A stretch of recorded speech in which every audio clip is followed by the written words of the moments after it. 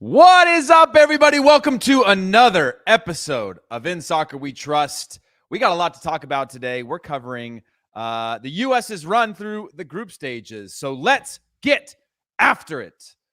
What is going on, everybody? Welcome to another episode of In Soccer We Trust. I'm your host today, Heath, Hollywood Heath, Heartbreak Kid, Pearce. I don't know how to say it. Jimmy says it somewhat right, somewhat wrong. But you it's butchered your own name, bro. I know. It's because I'm the heartbroken kid, not the heartbreak kid, you know? And I'm here with Charlie, Chuck Wagon Davies, and we are covering the group stages, at least through the U.S. lens. There's obviously still a couple games to go on Tuesday. We are filming this live on Monday for those of you that are listening to this in audio form. But Chuck, what's going on, man? You just came back from a little holiday. You look like you're still in holiday mode, hat backwards, collared shirt on. I'm assuming wherever you were, there was a golf course because you got the attire. They probably told you at some point, no hats like that allowed in the clubhouse. Please turn your hat around the right way. But it's good to have you back. And also, before we get started, Chuck, I got to say, congratulations to you. Inducted into the Boston College Varsity Club Hall of Fame. Love that. And congrats on that. But how you doing, man? When you put it all that, I mean, I'm in the clouds. I'm phenomenal. The week off was much needed. I needed rest. So hung out with the family in Cape Cod. Then we did a day trip to Martha's Vineyard. Then a night in Nantucket with the kids, and it was just phenomenal. And then to get the call about being inducted into the Boston College Hall of Fame. Think about college, right? Just awesome memories. I met my wife there. I really got to grow and mature as a person off the pitch, but I was pushed on the field as well and made some great long-lasting friendships, and I'll always be grateful for Boston College. So I'm New England through and through. You know that. I bleed Boston, I bleed New England, and it's I'm just grateful. I really am. That's amazing. I love that, man. And obviously been quite a while since your college journey. It's crazy to think back, but I'm sure you, like me, have distinct memories of scoring your first goal there, the moment, because it's a weird dynamic when you're in school and things like that, but your mind is on like, I got bigger plans than this, and maybe people do as students anyway, but as a player, it is a challenge to focus on schooling as well as like, hey, I'm trying to get out of here as quick as possible so I can start my career. But, but I know I got to do the work, The thing for me was I came from a boarding school. So 4 years, classes on Saturday, and education came first in the school. So I went into college with that mindset, and then you quickly change to, I got to become a professional. I know I'm going to become a professional. Right. And I'm trying to balance doing as much schoolwork as I can with also in mind, I gotta be in the training room. I gotta be on the pitch all day, every day to make sure that I'm ready for the jump. Yeah. And I remember my first college goal was against Brown. Okay. And just a bunch of nerd schools, Chuck. A bunch of nerd schools playing soccer. Hey, but Jeff Lorenowitz was marking me. He was marking me the whole game. So that was, he was talking a lot of trash. And then my second game was against Sean Franklin in Cal State Northridge. So I started college off with a bang. And well, Chuck, that sounds a lot. First of all, we got to move off the topic because we're not giving Boston College any more free ads about life there. You know what I mean? They've gotten a lot of plugs here. It's going to increase tuition. They're going to raise the tuition rates. But also I didn't know you had such an easy schedule. We're gonna get into scheduling issues and taking. We tried to schedule Portland, but they weren't on the. Yeah, no, exactly. They were too big. We had already booked it out, and you can't. What we're gonna get into today is about how you can't schedule your opponents as a player. You can only compete against who you're playing against. You led me into this, but let's talk about the first 3 Gold Cup games, right? I think, while you were gone, especially, we kind of covered it, that it is really hard to judge individuals and judge a team on the performances outside of the Jamaica game, right? St. Kitts and as well as St. Kitts and Nevis, as well as Trinidad and Tobago. It's hard to judge a lot of those things, but are there any takeaways from you from the first 3 games in terms of maybe players that have impressed or how the team looks as a whole? Or, I equate it personally to the U20s where it feels really good. The vibe is great. except the U20s weren't tested. I think the U.S. was much more tested against Jamaica. But looking at it now, what are your takeaways from the group stages? I think we can all agree that there have been players who we expected a lot from and who have delivered, and players who we've expected a lot from and who have underperformed. And so I'll always start with the positives. Matt Turner, we know what he's about. He's the best goalkeeper we have in the pool. He's doing his job. I mean, hasn't really been tested, but even on those half chances, he's there. He's not giving up any opportunities. So I like what I've seen from Matt Turner. He's performed as expected. I think DeJuan Jones has been a standout for me at the left back position. Just his relentlessness to get into the attack, and he's got all the tools. He's physically gifted. He's a phenomenal freak of nature. Similar to like the Greek freak, just a smaller version, compact version. But in transition, whether it's defensive or attacking, you can count on him. And he's a great 1v1 defender. I really like what I've seen from him. A lot more patience down the position. He used to be so anxious to get on the front foot and run in behind. And now he knows it's all about timing. It's not about quantity. It's about quality. And it's taken him a while to get there, but now he's there. And I think he's only getting better with each performance. So I'm really high on him. And then I think Jalen Neal is starting to show some quality. Hasn't had obviously enough reps, but I like the direction he's going in. Because you want to see younger center backs starting to get into the pool and getting an understanding of the change of pace in this game compared to LA Galaxy, who have been shocking. And then Miles Robinson. By the way, on Jalen Neal, by the way, he got smoked a couple times yesterday, and in the recap that I went solo on yesterday, I actually said that's a good thing to me, right? Because I want him to be tested. And you want him to realize, oh, man, I've overcommitted. I've been exposed out on the wing. That's a good thing in an otherwise solid performance. Like, I don't want especially our young players, because it's hard to find time for young players, especially in center back position.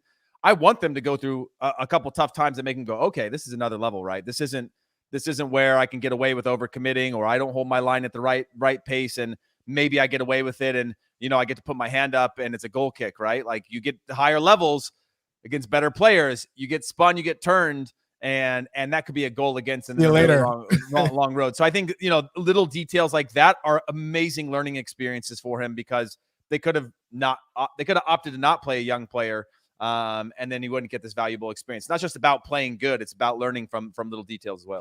Heath, from your left back perspective, how has DeJuan Jones done? Because I've seen there's a couple comments, hey, New England Revolution bias. There's no bias from me. Yeah. I've called it when the kid is good, the kid is good. And when the kid underperforms, I call it as I see it. I think look at the assists that he's had, the accuracy in his passing, not just whipping balls in hopelessly. There's a real direction with his passes. How have you broken down his game? Real quick. Matt Osman said, Chuck with the how do you do, fellow kids fit. You got a little bit of Billy Madison on today right now, you know what I mean? Chuck going back to the school to make kids know is like a 21 Jump Street, where it's like Chuck rolling up with the backpack on one shoulder if you can't see him, and everybody's wearing it on two shoulders, and Chuck just rolling back into the school to be like Boston College Hall of Fame, dressed like he was in college right now. But look, I think DeJuan Jones has been good for me, just like the rest of this group, to kind of put at least my bow on this group stages, is that including the attackers and the defenders, every detail is going to become more and more scrutinized as you go on in the tournament, and as you play against tougher opponents, right?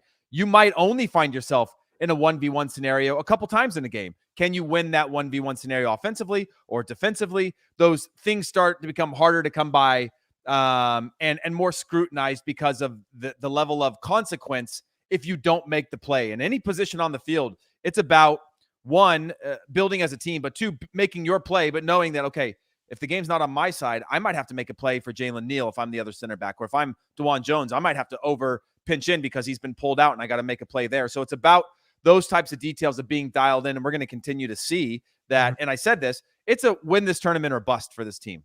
And I think at this stage, yes. Yeah. And it was for us when I played in a B team Gold Cup, and we got to the final and got battered in the second half, went 0-0 into halftime. and it's a bust, right? It's a massive bust with the group that we had in that one. We weren't the best team in the tournament, but we made it to a final, and we're the U.S. The expectations have to continue to raise. Now, my question for you before we move on, DeJuan Jones, do you see him as a player moving into the A pool of being a backup, or do you still think that maybe there's better options in cover? No, I don't see a better option as a left back to replace Anthony Robinson, because people were clamoring for John Tolkien, and I just don't think he's ready yet.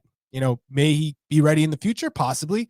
But as of now, no. It's two different levels for DeJuan Jones and Tolkien, just based on change of pace, athleticism, balance, intelligence on when to cover on the weak side. I really like how he's developed as a left back. DeJuan Jones, who's naturally a right-sided player, he's worked so much on his left peg that he's really come up. And in terms of like for like, with Anthony Robinson, I think this is as close as you get in our player pool. So I really like the step forward, the progress from DeJuan Jones. And this is a player who wants to play in Europe. Yeah. There have been a number of Bundesliga clubs circling him for a year now. So I wouldn't expect any surprises if he is not with the Revolution after this season. Yeah, and I mean, that jump can be big, especially for a young player in the Bundesliga. We saw blanking on his name when he went to Bielefeld and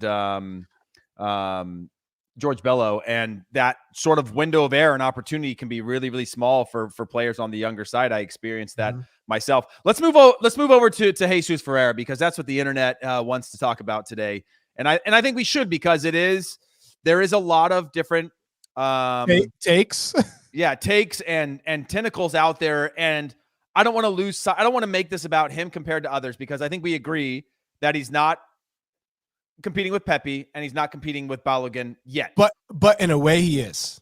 In a way, he is. He's making sure. He is clearly playing, knowing that he's got a lot to prove to get into the A team pool, and then to compete to move up to be a player that's relied upon in the national team. Well, this is the thing. As a striker, you analyze the pool. Where do I fit? Where's my fitness and level of quality now? And where do I need to be? And where can I be compared to the rest of the player pool? And I was one of those players when I was coming in. There weren't many players that were on the younger side. Brian Ching was aging out. Connor Casey was aging out. Taylor Twellman, who wasn't really a part of the team, but he was like floating around just because he was good in MLS, but not proven on the international stage whatsoever, was there. And then Eddie Johnson, who was kind of in and out. So there was not a number of players. So I knew I just had to be playing in Europe and I'd get an opportunity. I think for Jesus Ferreira now, he's looking at Ricardo Pepi and Balogun. They're both playing in Europe. So the only way really for him is to continue to score goals, but to make that move to Europe.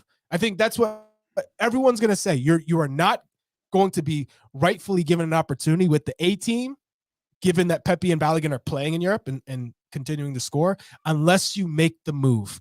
And I think Jesus Ferreira could be very successful if he continues to score goals and makes the right move in terms of playing in Portugal, maybe for one of the top teams, or going to a team in La Liga where they play.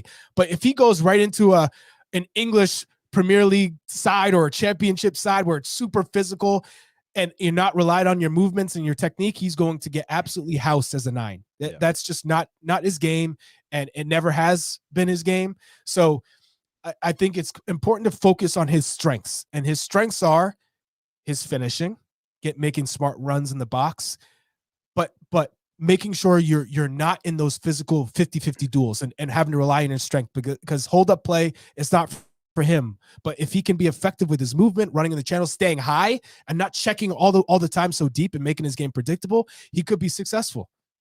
Okay. Well, let me ask you this then. What I tried to do yesterday is just to comment on the fact that he's now tied with 3 hat tricks. And I'm not trying to get into the comparison of him to other players right now. Oh, you triggered some people. I triggered a lot of people, but you triggered some people. And it's still going. Like it's still going to today. The point I'm trying to make is that it, Chuck. You've played in blowout games. Hat tricks are hard to come by. Yes, they are. There's a little bit of luck involved. There's a lot about being able to finish certain chances. And for him to have 3, some credit has to be given. I don't care about the opponents because my point is that we had our legends played hundreds of games for the national team, 100+ games, right? A lot of those are against weaker opponents, and probably a dozen or more are against really bad opponents. And I'm not saying that they should have had hat tricks. I'm just saying that if it was that easy, especially in CONCACAF, and you play the Gold Cup every couple of years and you have some random friendlies and things like that, getting hat tricks should be a lot easier in theory. And all my point is that getting a hat trick is hard. It's hard. And you can't discredit somebody when they've had multiple hat tricks for the national team. Yes, we know the opponents are poor, but to get hat tricks is to get a hat trick. I mean, do you disagree with the difficulties of a hat trick? No, I don't think any professional knows how difficult it is to score a hat trick. It is extremely difficult. Mm-hmm.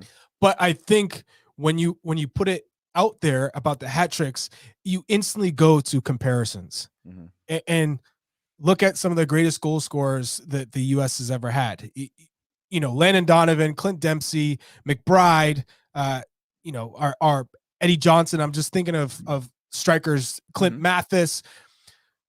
I think when you make those comparisons, and they haven't done that, you say, well, are you trying to say he's better than them or he's going to be better than them? He's still 22. So the youth is on his side. He's done so much at such a young age, which is fantastic. But we all know to prove yourself, to test yourself, you have to put yourself in a difficult circumstance, situations, the environment, push yourself, because he's not going to do it right now. He needs to go and be challenged. And then you can say, if you score 18 goals in Serie A or the Bundesliga or La Liga, well, now we're talking. Right. Now those numbers, you can back that up with something, right? But right now, people can just write that off. It's very easy to say the competition, look at CONCACAF where it is now, where it used to be. There are a lot of factors that when you look at the numbers, because it's easy also to look at Jesus Ferreira in the competition he has played before, which you could argue, well, all those helped prep him to now. So he's in a good form, but playing against the Netherlands in the World Cup, 45 minutes, didn't do it. Colombia played 63 minutes in the international friendly, didn't do it. Japan, but Chuck, I get what you're saying. Yeah. I get what you're saying. Okay, 45 minutes against the Netherlands in the knockout round. Mm-hmm. We had the comparisons I'm getting is like Clint's goal against England that slipped through the goalkeeper's legs is like big moments that helped the U.S. get to a knockout round. And I'm not discrediting that at all. But we are comparing people to their full picture over their entire career of 100+ games in the national team and showing up in big moments. I'm not going to bring Landon in this conversation because he showed up in a lot of big moments. But it's not like big moments are all relative. And this is a player that now has a World Cup. He's 22. Whoa. Are you saying this is a big moment, like compared to those moments? No. I'm not saying this is a big moment. I'm saying that he's had a few big moments to prove himself. And if he keeps himself in the pool, scoring goals at the club team, I wouldn't say they're big moments. Heath, these aren't big moments. I'm talking about the game. I'm talking about the Netherlands. Those are big moments, and he didn't show up, right? Yes. Okay. I'm saying he's had a few of those big moments. The hat tricks, I'm giving him credit because I know how hard a hat trick is. I'm not talking about anything else other than that. But what I'm saying is he's a 22-year-old with a World Cup under his belt, and he's moving forward. He's improving as a player. He is getting better. We can all see that if you're watching it with your eyes and not blind to just because you want to hate him where he plays or what league he plays in. But what I'm saying is if he keeps himself in the conversation and keeps getting better, he's going to get an opportunity for more big moments. Because if you went and looked at all of our legends, and I'm not saying he's going to be a legend, but if you looked at our biggest players, there's a lot of times they didn't have the big moment and they didn't shine. We didn't go 100-0 with all of our guys when they played their games. You have to keep yourself in the conversation to keep getting opportunities for big moments and then prove yourself. That's all I'm saying is that he is now he's keeping himself in the conversation to get more opportunities of big moments to shine, right? Some of our guys played in 3-4 World Cups and were able to do that. They didn't do it every game. They didn't do it every moment of every game, but there were times throughout their careers that they had career-defining moments in the national team. And that's what I'm saying is he's got to keep himself in that conversation and then ultimately prove it over time. He hasn't been given enough windows to say he can't do it. He's been given a few and hasn't done it in the biggest moments. But in the future, he's got to keep scoring goals to keep himself in the conversation, get to a bigger club at some point to challenge himself there. And then ultimately, we'll judge him based looking backward at what biggest moments he was able to capitalize on or fail on. Yeah. I mean, we can't even think about Clint Dempsey or Landon Donovan. That we can't even touch that because both of them have scored, obviously in World Cups, Confederation Cups, Europa League against Juve, the chip for Clint. Landon, just countless goals, MLS Cups, and he's even on his loan with Everton. But over a career, we're talking about 22-year-old. All right, let's talk about Landon in the World Cup, 2002. Let's talk about Landon in 2006. But Landon in 2002. Yeah, I already done it. Forget about 2006 because he already did it in 2002. Listen, I'm giving you that. But this idea that guys just on the biggest stage have always showed up for the national team, it's not that easy because it's a collective group, the quality of your team, it's the quality of the chances. Yes. But when you look back at them, you see how many times that they arrived on the big stage. It wasn't every time they arrived. They didn't arrive in every big game. But Chuck, your transition into the national team of being a go-to striker was your ability to arrive in big moments, right? And then you can look back and say, hey, he was impactful over games and these types of things, but it wasn't like you were lights out every single game, and you can't judge it on that. And there were some big games, but you arrived in some big moments to make your name moving forward. Heath, this is the difference. And I know you love the kids. I know you love the kids. You think the kids are going to be all better than everyone before them. It's good. I know I see your argument, okay? What I'm saying is, for me personally, I got some national team caps. I was not ready for the speed of play. I was not ready for the pressure. And it took me going through a really difficult season in Europe where I was coming off the bench most of the games. And my coach saying, you aren't going to start until you earn it. And you're going to keep your head down and work hard. And it took me the last 4 games of the year where I finally started playing. I was starting at right midfield. He moved me up to striker. I score a hat trick in the last game of the season, and then I never looked back with my club team. And that form carried me into the Confederations Cup.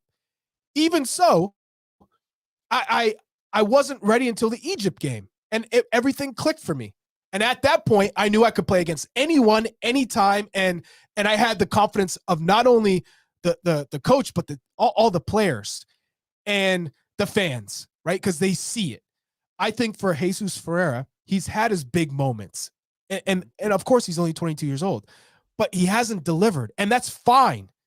As a young player, it's better to fail early so you can have success in the future. Because now you know what it takes to win, to score goals, to have success. I like that he's going out there and getting those opportunities, and it hasn't worked for him. But he has to keep pushing himself because for him to get in the conversation, which is what he's expected to do. These back-to-back hat tricks against a poor St. Kitts side. I mean, I think a college team could beat the St. Kitts side. No lie. And that's Trinidad and Tobago side. He's doing what is expected of him to stay in the conversation because he was low down the totem pole. Yep, and he's doing what is expected just to stay relevant. He needs to have these performances, so a European club is going to take a chance on him. Yep. Because he's not going to go for cheap. Yep, I agree. But listen, we're going to take our first break of the show. When we come back, we might keep this going. We might move on to other things happening in the Gold Cup, so don't go anywhere. And how about this? Get ready for non-stop action that will have you saying, "You gotta be kidding!" Oh my, Canada! This could change things. What a play and what a finish! That's some pretty good football, eh? He's gone all the way to the house. It's the Canadian Football League, Thursday on CBS Sports Network. Welcome back, everybody. Guess what, Chuck? Morning Footy, your beloved show, is now a podcast. And I'm not going to do it any justice. So I'm going to ask you, Chuck, tell people why they should be listening into this podcast. I mean, it's a no-brainer. You wake up and you have every storyline in the world of football right there for you to digest. Every story, every topic, league updates, goals, analysis, and some banter, all of it right there for you to listen to and watch. So it's an incredible show. We have awesome guests. It doesn't get better for me. You just gotta go and give it a listen or a watch. Obviously, you can catch it on the Golasso Network weekdays at 7 a.m. Eastern time and re-airing at 9 a.m. and 11 a.m. Eastern time. But it's also available as a podcast. So if you're not able to jump on and watch it with your eyes, you can listen to it with your ears. And you can download that on Apple, Spotify, or wherever you find your podcast. So make sure you subscribe to that one and get those things going. They're part of the fam and obviously doing it on the show. Wait, Heath, before you go. Yeah. Where am I going? Before you go anywhere, this is a burning question for me. Okay. So Jesus Ferreira doesn't perform well against Jamaica. Okay. The toughest team in the group does not score. I thought he was good in that game, but I didn't think so. Yeah. Okay. And then St. Kitts, Trinidad, back-to-back hat tricks. But my question to you is, he doesn't perform that well. Brandon Vazquez comes in and scores. How is Jesus Ferreira starting in that St. Kitts game when there were multiple changes? Why is Vazquez not getting the chance in that game? Do you think that's – look, I think there's a lot of things running through my mind, but I'm curious to know what you think is the reason why Vazquez did not get the run out like a number of other players did after he actually scored coming off the bench against Jamaica. That's a good question. I think it's a really good question. Ultimately, like, roster building is not as easy as just like the guy who scores, give him the chance. And you know that we had hoped to see even Ferreira and Vazquez together, with Ferreira more in that withdrawn striker in the high point in a 4-3-3. We didn't get that in terms of the starting lineups. But it's clearly they're seeing something right now that I guess my answer is I hope that when the time comes that they got to make that change, and I'm not saying take Ferreira off, you can find another place for him in and around the pitch because I think he has deserved to be in the starting team, that they recognize that instead of being blind to this idea that like we don't need a target striker because whatever, like we're going to face an opponent where we do need somebody up there to occupy the center backs. Maybe you could have a Ferreira that can run off of him and things like that. So I don't know why they wouldn't have picked that. You and I know that we've spent most of our career sometimes wondering those types of things when you're playing. Why am I not playing, or why are we playing this way? Or why, Jimmy made a point the other day about feeling like, under Bob, we were always well prepared, but it always felt like we were well prepared as like the underdog in games, right? We always came out respecting the opponent in terms of our risk and how we were putting out a team in a lot of games to be like a little bit more defensive or in reaction to how they're going to play instead of our biggest goal and dream of sometimes you wonder like, well, why don't we go out there and dictate the game? Why don't we? And obviously that's a quality. That's a unity of how you play. But Jimmy made that point the other day. And I found that interesting because you spend a lot of your time as a player having to constantly buy into the system of that day or that game or the starting 11. And if you're not starting, that can be really, really hard. So I'm not sure why that is. I just hope that when the time comes in this tournament where the game presents itself in a way that goes, we need a target striker. What do we do next? How do we change? They go for that instead of just the default, which we know Jesus Ferreira can get you far as a withdrawn striker, as a false 9. And I know he's becoming more of a 9 over time. He's only been playing that position for a short amount of time and is improving at that as opposed to being the false 9. I hope that they recognize that and say, okay, today's the day we're going to change that and take the risk differently than saying this is going to be the thing that wins us the tournament. Because again, we know that once you get to better teams that are more clever and smart and they set up against you the right ways and they start to deny where those spaces are, that could become a really big challenge. And we've seen the U.S. many, many times with and without Jesus Ferreira on the field struggle to figure out what to do at that point. Well said. I mean, this is going to be interesting because we're not going to go away from this until Jesus Ferreira makes a move to Europe. Yeah, I think that's going to be the case because he might continue to score, but as long as Pepe and Balogun are healthy and playing, those are the top 2 strikers. And at the point, we're only taking 2 strikers. Yeah, only room for 2 strikers because look at the depth on the wings and the midfield. It's even now we're getting center back depth, which was unthinkable at this stage. So it's a good problem to have. But I just seeing Jesus Ferreira and the way he's playing and celebrating his goals, not going crazy. It's almost like, yeah, I should be doing this. I think he has the right mindset. Yeah, I agree. And it's interesting because, again, a player like him, you go back however many years you want, we would have been probably a lot more positive leaning and thinking this guy was going to be everything. Whereas now we've got proper depth, and he's got to be hungry and over-index over and over again, get to Europe and over-index just to climb up that pecking order. And I think that's a great motivator for any player who wants to try to break in to the team. Chuck, let's move on to the rest of, we've got Group B. We'll throw Group B up on the screen. Eltree still top, but is the Jaime Lozano honeymoon kind of already to an end? They obviously, he can't force them to score goals. Santi Jimenez had a couple great chances, and there was just some big saves. Qatar defended with their lives in that one just to be able to grind that out and get the 1-0 over Mexico.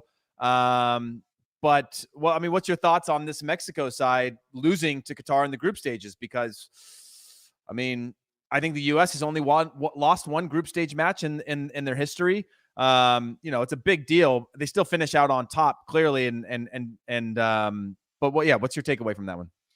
I mean, just looking at that matchup against Qatar, they outshot Qatar 25-1.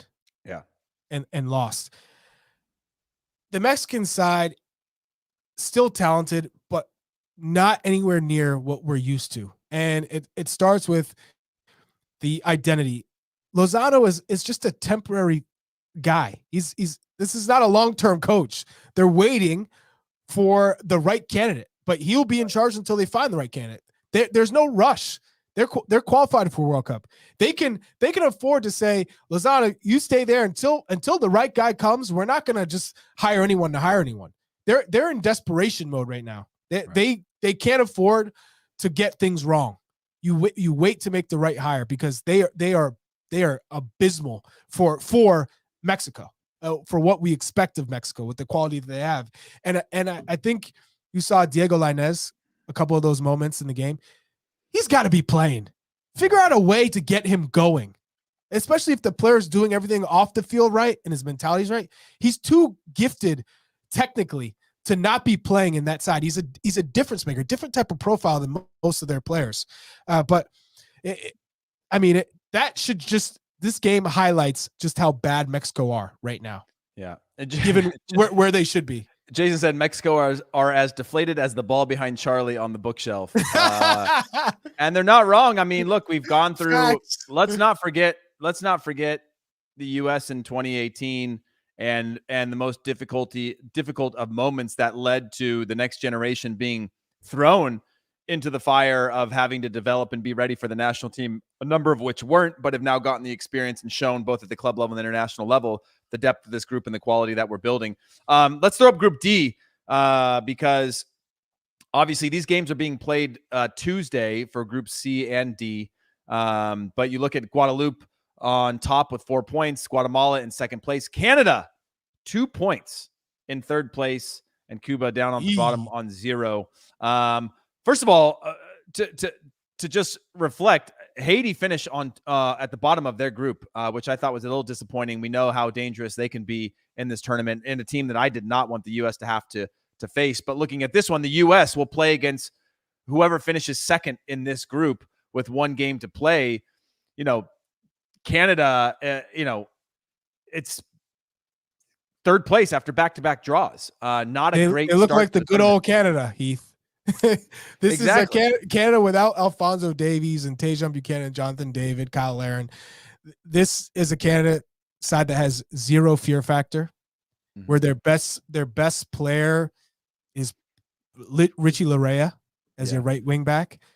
Back line has always been pretty suspect, and I think now a lot of this back line is like these are World Cup guys. You know what I mean? Like there is Alistair Johnson's their best defender. He's not there. And that is true. But like when they went through qualifying, they've changed their back 3 or 4 almost every match, and they matched up and they lined up, finishing top of the qualifying group. They had this fight mentality that I think is seemingly different than now. And yeah, the ball hasn't necessarily gone their way in this tournament, but it's crazy to me that this is where they stand right now going into this final one. I wouldn't want to play them if they finish second in the group. That's for sure. But it's a really interesting time for them because they're dealing with a lot of sort of financial issues. They're struggling to put out a team that I think is admirable. And I look at them right now, and part of their growth of the Canadian national team was around the development of the players within Major League Soccer, right? And I've talked about this before, that when Guatemala, when Honduras, when Costa Rica, when El Salvador, any of these Panama especially, when these teams were at their best, that was during a period in Major League Soccer when they had created new mechanisms, and we were bringing in all the top players from Central America that were leaving Central America to play at a higher level in Major League Soccer. You don't see that same level anymore because the mechanisms have changed, and now we're going after the 20-year-old in Argentina and writing a big check for him versus, bringing some of these players into the league. And I think it's hurt a lot of that player development. When I think about Canada, they're a team that, again, benefited a lot from having those three teams in Major League Soccer and the development of that, but it can only get you so far, right? And they started to add those pieces, as you just mentioned, that aren't in the tournament, that took them from being, okay, good, solid national team on their day can make your life hell, to being really good in the region. And now it looks like they've kind of defaulted back to struggling. Do you even think they get out of this group? Oof. Man. If they play Cuba, so yeah, they get out. They get out of the group, but I'm thinking of knockout rounds, and I think what is evident is they have no depth. This is a Canada side with no depth, and I know Alphonso Davies, Jonathan David, Tajon Buchanan, and Kyle Aaron are massive pieces, but there's not much there. There's not, and I think John Herdman too. With everything going on in the Canadian Federation, it's very difficult to get guys motivated and get people behind the team, because there's just so many question marks. You're hearing about, what's going to happen if they go bankrupt. Yeah. Right. It's a sad situation. Yeah, it is tough. Do you think Herdman's on any sort of hot seat at the moment, considering they're Canada, and Canada has changed their reputation? It's not the same team, but absolutely not. I mean, who are they going to go to? This John Herdman literally took this team out of.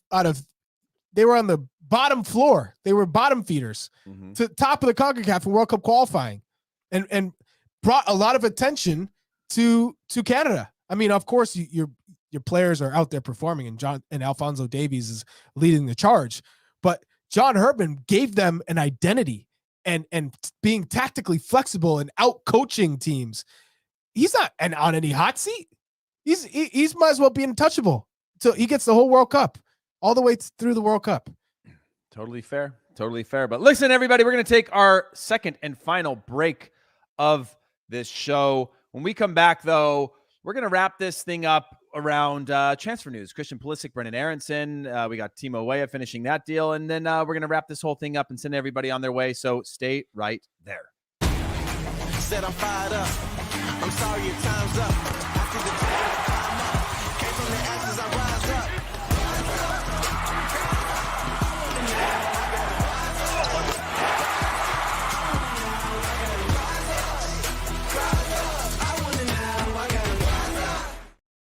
Welcome back, everybody, to In Soccer We Trust. It's just myself, the Heartbreak Kid, and Charlie Chuck Wagon Davies taking this one. As a reminder, Jimmy is on a global expedition right now, just trying to see if he can touch every single continent here over the next month or so. I think he's getting close towards the end of that trip. But he's not here. He's not available because sometimes he's settled in one place. Other times he's in transition, but we'll get him back very, very soon. And we miss him. So shout out, Jimmy.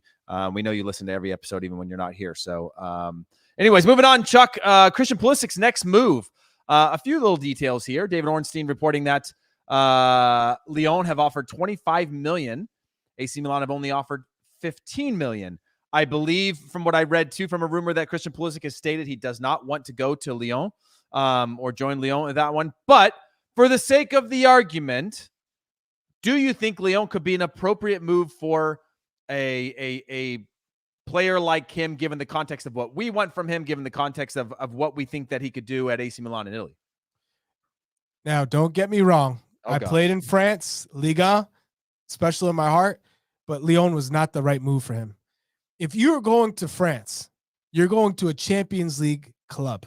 You're They going made a Champions League semifinal in the last few years, like yeah, but this is a club that finished out of European competition. So okay.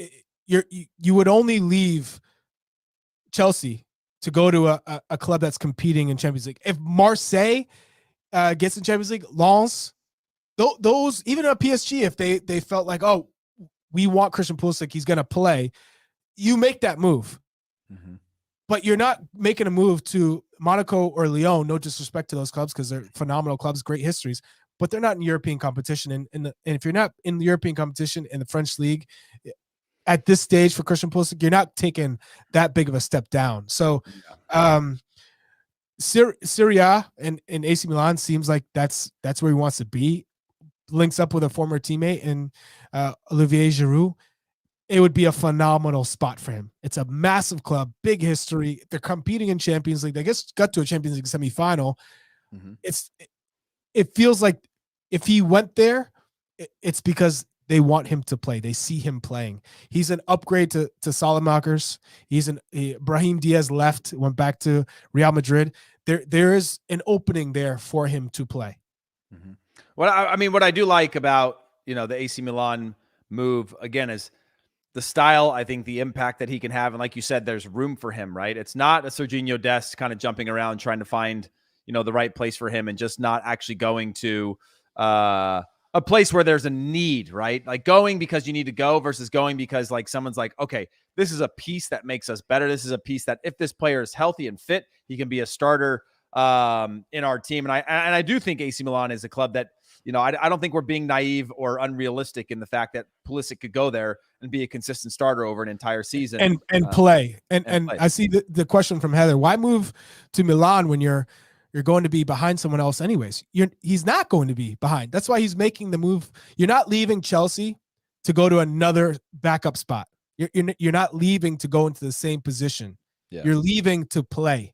And AC Milan is a much more of a guarantee from a big club that he will play, given that they have a deficiency in that right wing spot in the formation that they play. Also, by the way, when you're playing in a Champions League club and you're not playing, you are training with a very small group because your team's playing 60 games a year. You are playing, recover. You're spending a lot more time in small group sessions than you are in like full team trainings because they are generally in England and as well as with AC Milan, you're going to be playing 2 games a week almost the entire year. And maybe you can chuck out the first few rounds of a league cup of some kind, but generally, the training is not always as applicable as you would in a club where you're in a really intense environment. You're not training a lot. And that's the big sort of complaint for the coaches and the big complaint for a lot of players is that you do tend to train in a small group. But let's talk about Brenden Aaronson to Union Berlin. Obviously a Champions League group stage team in Union Berlin. There's a lot of discussions about the way in which they play being a good fit for Brenden Aaronson, getting out of the Premier League as well, or even the Championship. What are your thoughts of them taking him on loan? It's I think a good step for Brenden Aaronson, given that you're in the Bundesliga, you're playing in Champions League, you're not in the Championship, which wouldn't have been a good fit for him. He's not a player that relies on his physical attributes. He's good at pressing. He's good at in transition. He's good when he just has room to run in. But in terms of building the game and get on the ball, he would have struggled in the Championship. There's no room, and it's all like bumper cars. That wouldn't have been great for him. But I think in a Bundesliga move, it's one step up from the Austrian Bundesliga. I think he could really stand to benefit from this move because of the level of competition, but it's a different style of play. The pressure is not as intense in terms of the promotion relegation in terms of the leads and the expectations that were placed on him. So I like this move a lot from Brenden Aaronson because at the end of the day, any move was better than where he is right now with Leeds. Yeah, I fully agree. And look, I think credit to him for putting himself in the environment to really test himself with a big jump of a move in terms of quality and the expectations, right? He went to Leeds and it became a perfect storm of a situation in terms of the expectations, the quality of the team around him, his own confidence and quality, that maybe this, I think in terms of, it's a lateral move in a few ways, but it's a move back and probably closer to what his best next step is to develop as a player versus, again, when you come out of a club, if you think about what Leeds paid for Brenden Aaronson, there's not a lot of clubs in the world that could pay that. It's Premier League clubs because Lyon's not paying that for Brenden Aaronson, right? It's a club that can spend 30 million and still going to be fighting relegation versus like most other clubs are pretty much closer to a Champions League side to be able to pay that type of transfer fee. And I will say this, not that I am saying Brenden Aaronson is this quality, but look what happened when Kevin De Bruyne and Mo Salah came to the English Premier League early. It didn't work for them. They were lost and they had to take a step backwards. And in Mo Salah's case, he goes to Serie A and Fiorentina. And for just blanked, Kevin De Bruyne, he goes back to the Bundesliga. And playing in the Bundesliga, that's where he gets that move to City. So I think this is a great step back to take 2 steps forward. I mean, and just to give more context to your comment there, obviously it's not the comparisons. It's about the fact that there is that list is 100 long of players that went to the Premier League too early, left and came back, or in the wrong club. Gerard Piqué, the list goes on and on of guys of being in the right environment, the right club at the right time, and the right phase of their development for it to work out. Not everything is just about going to the next place and then just, lighting the place on fire and going up. Very rarely does, you look at the few players whose careers just go upwards the entire time. Very few. And because we talked about it, like there's a lot of luck in finding the right manager that believes in you. You can ride the coattails of that, the right club, the right system for you as a player, the right staff or injury-free, the right staff around you to develop as a player, the right home life where you're actually enjoying your life and your world. Like I did not have any joy when I was in Germany off the field. It was just like work home. There was no I had no support system. Like a lot of that weighed on what my performances ultimately ended up being. Some days were good, some days were bad, and then you go home and sometimes good, sometimes bad.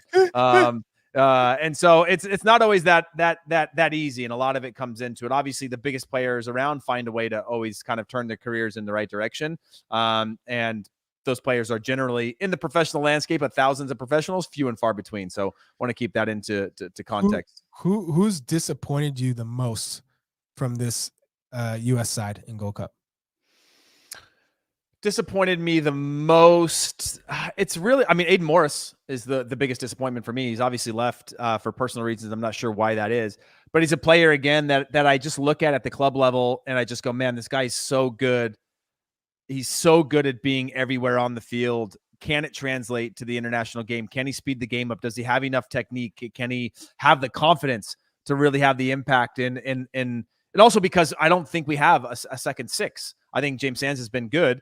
We'll find out when we play against a team that's maybe not going to give him the ability to be on the half turn all the time or facing the field with time and space, because that hasn't been the case. I would have loved to have seen Morris more, and I just feel like maybe there is, when you've gone through a couple of coaches and you haven't gotten the looks or haven't gotten the opportunities, at a certain point you got to be like, maybe it's on me and I got to get better as a player. So he's probably the number one. Zendejas also, I think, has been trying too much in this one and lacking in confidence. Obviously put in a great ball to the back post that Ferreira ended up scoring.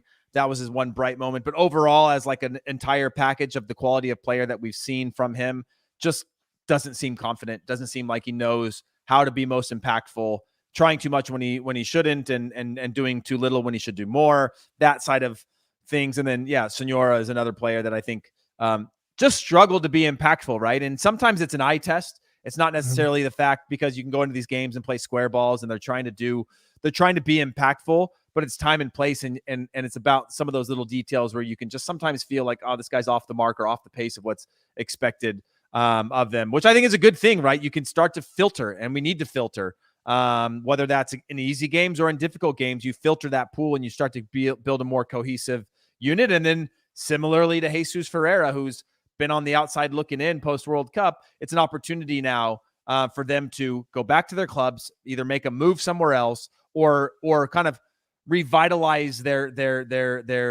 chances and their standards by kind of overachieving again. So is anybody from you outside of those names that you've been like, Matt Miazga okay, had a really difficult substitution for Miles Robinson this last game when he came in. Just looked way off the pace, and this is a player who thinks he should be been at the World Cup and playing. So I think that's the only one I would add to your list. I feel like everyone else, out of everyone outside of Ferreira, it's Reynolds, DeJuan Jones, Mihailovic. I really want to see what he looks like this year at Azat Alkmaar. And Mihailovic has been good. I like what he's done. And for Rush's point there, didn't he say Aiden Morris would be able to compete for 2026 midfield spot? Yeah. I said that he is a player that I think could put pressure on, considering the depth charts of our number 6 and not having any depth on that. But guess what? I was wrong.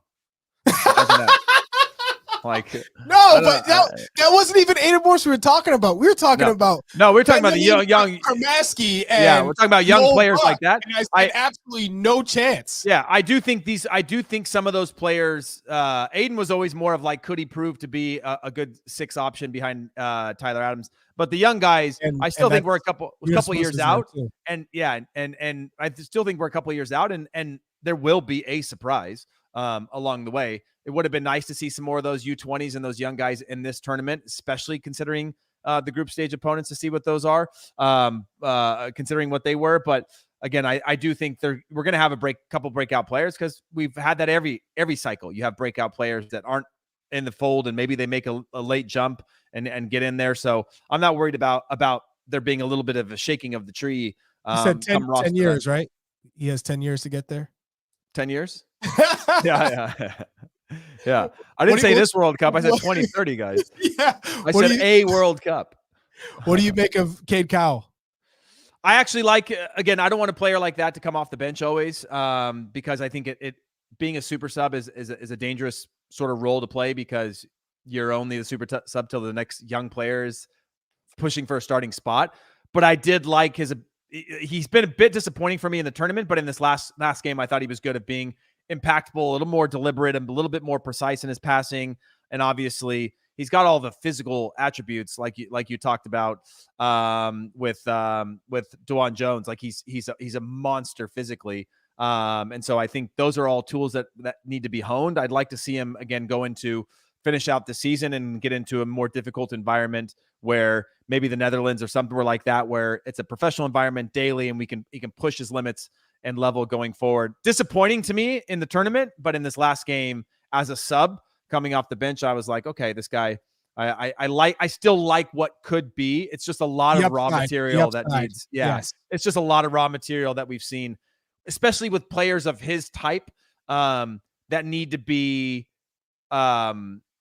those raw materials need to come into like some sort of final product. And obviously he's still super young, gets his first goal. Hopefully that's a turning point for him confidence wise, but he's just got a long way to go. And we know with wingers like that, when they're streaky, when they're not impactful in other ways, they tend to fall down the pecking order quick, right? Because of just like they've got some special tools, but if you don't have a final product, it's hard. But I think he's in a moment now in a window of time that I think is good for him. And he's going to most benefit from his club environment more than I think a lot of other guys, because he is a lot. There's just so much raw there that like he's got to get into a place that's going to shape all of that. Holland and Belgium, that screams a good environment, atmosphere for a Cade Cowell. Mm-hmm. Just the little blips we get of his quality, the goal against Trinidad and Tobago, when he has loads of space to run into, that's when he shines, right? Mm-hmm. It's when there is no space. You can't use your pace. How do you impact the game?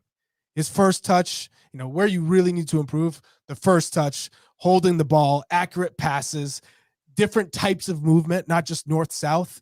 Mm-hmm. That's where we would see him grow. And he, like you said, he's so raw. So if he's able to make that jump and work on those different parts of his game, we know his strengths, and he's a different type of player because of that acceleration and quickness that he has and strength. But he's got to understand the different aspects of the game, how to impact and contribute to a squad. And international play is in particularly when teams will sit back low and protect that final third. Don't give you much space. How do you combine? How do you navigate those little spaces in between the lines? So it's definitely a project, and a project that I'm intrigued by. Well, Chuck, I gotta say, it's good to have your realtor pop up on the screen and leave a comment. Maui Sunset Oceanfront Condos. It's just good to know. And I know you got a number of realtors where you buy your homes, but it's good to make sure that you're converting those into the trust fund as well. And joining us on the show. As just a reminder to everybody, Tim Weah to Juventus, that is made official. Juventus announced Tim Weah's transfer, paying what looks like a 12 million euro transfer fee, 5-year deal until 2028. Got the bag. Chuck, for him, you actually had said this during Nations League that you chatted with him and he had said, "Oh, a wing back."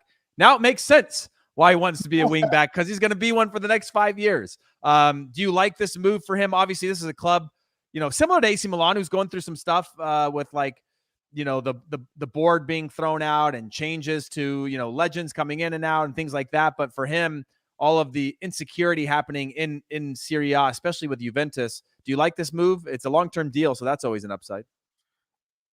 It's a fantastic move. Yes, they're not in Champions League, but this is Juve. It's the massive expectations. You're in a quality side that are frankly playing with a chip on their shoulder. So he's coming in to basically do exactly what Cuadrado did in that right wing back spot. So I think for his development, it couldn't have been better. Cuadrado leaves, Di Maria leaves. So now you have a real vacancy and a need for that right wing back spot, someone who's a little bit quicker, has the pace.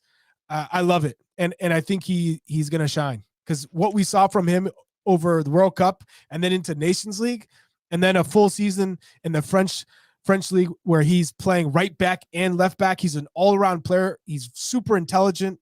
I love this. It's only going to make him and the U.S. men's national team that much better. Well, I love that. Well, listen, Chuck, we're going to go out on a high because I believe we have Alex has something to throw up on the screen or a comment or something. We got a nice little graphic here of Chuck and his outfit. That's so good. How do you do, fellow trust funders? For those of you that are listening to this in audio form, there's a beautiful graphic that's been photoshopped with Chuck with a skateboard, red hoodie on, hat backwards, and it's just fantastic. It's pretty good content, which I can't complain about.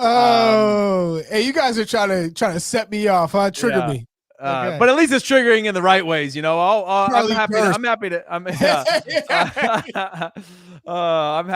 happy to just enjoy these types of things instead of having to debate soccer all the time. That can be exhausting. But as a reminder, everybody, just a heads up, we will go live again on Thursday at 1 p.m.